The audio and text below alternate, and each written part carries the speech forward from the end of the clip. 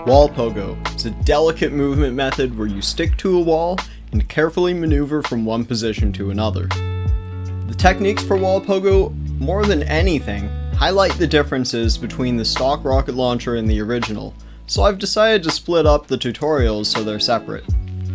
With the original, your rockets come out from the center of the screen, so the technique may be more intuitive. However, if you use stock for everything else, learning Wallpogo with the original may make it harder to relearn it with stock later, which you probably want to know how to do if that's your primary launcher. I'm assuming you already know how to do a basic straight up wall climb. We'll cover horizontal Wallpogo, 2-wall and 1-wall Downpogo, Downpogo Recovery, and Cornerpogos.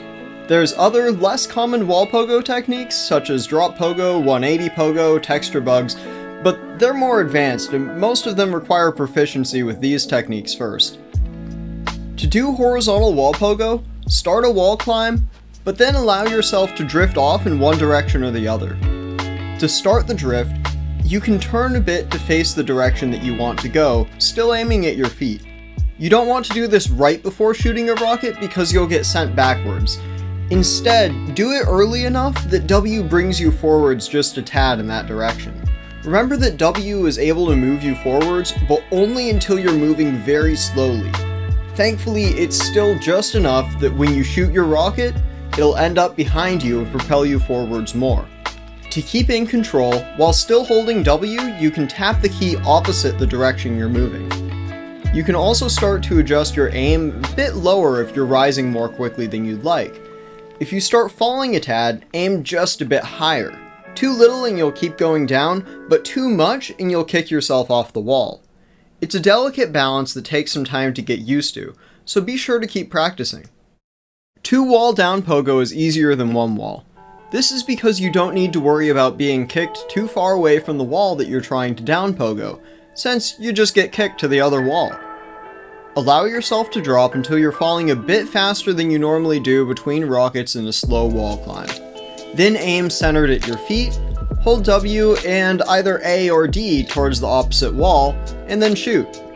Keep holding W, but switch your A and D keys to slow or stop you so that you're ready to go back to the first wall again. Make sure you're always right up against the wall when you shoot these rockets for the Downpogo. If you're going down too fast, you either aimed too low or you waited until you're falling too fast to catch yourself.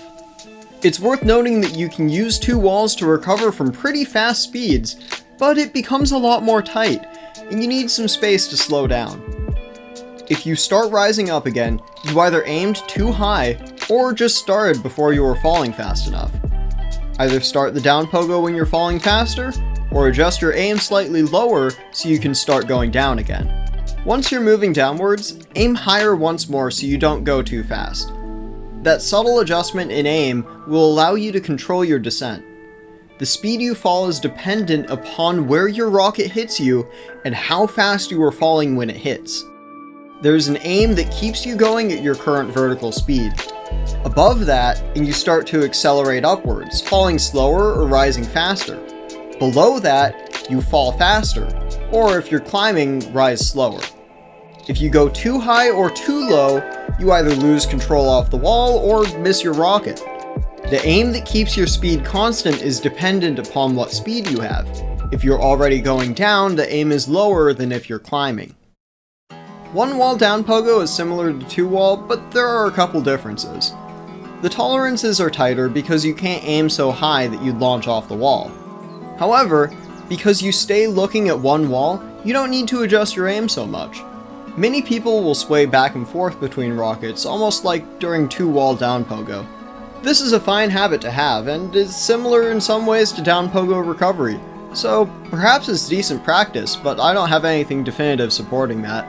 Rather than swaying, you can also stay in one spot horizontally and dial in the aim. Remember that there's an aim where your vertical speed doesn't adjust between rockets.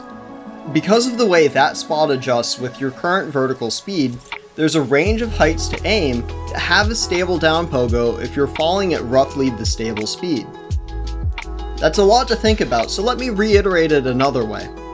Say you're moving downwards a little fast, but you're aiming at one of these spots. Because you're going down fast, the spot is above the aim required to keep that speed, so you slow down a bit. Alternately, if you're going down slowly, the spot is low, so you'd speed up. Remember that this only works if you're falling close to the stable speed, so you still need to adjust your falling speed first to start it off. Alright, back from the B.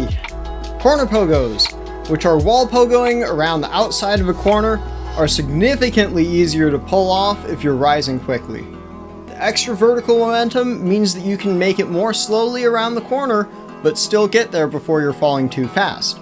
If you're proficient enough at these though, you can do cornerpogos while downpogoing.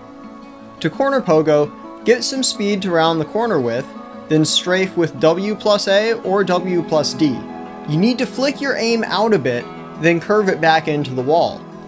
You can't go too fast with it, or you won't be able to make the turn, but in general, moderately fast Wallpogo speeds are good cornerpogo speeds. If you're not well lined up for the cornerpogo, you can stop near the corner and build vertical and horizontal speed. You can get all the speed you need with your last rocket if you get your tiny amount of speed from holding towards the corner, then augment it with a rocket carefully placed behind you, but so that you still get a good amount of height from it. Now on to Downpogo Recovery. Generally, this refers to one-wall techniques which allow you to transition a fast downpogo into a controlled wallpogo that you can use to go sideways or up. The general idea will be to have a little horizontal momentum before shooting, aim a bit higher than you normally would, and then strafe back to the wall when you get kicked off. Generally, you want to do your strafing back using WA or WD, since the change in aim isn't too drastic to make the strafe, and when you're done with it, you're facing the wall and you have a little bit of speed left over for the next rocket. Keep adjusting your aim a little higher so you absorb some speed each time. Because you're doing strafing between rockets, this will require a high degree of confidence and consistency with aiming Wallpogo rockets, since you leave your reference spot behind when you do each shot. With sufficient practice and enough space to recover, you can save a downpogo that's almost out of control, or plan to use it to make your downpogo a lot faster.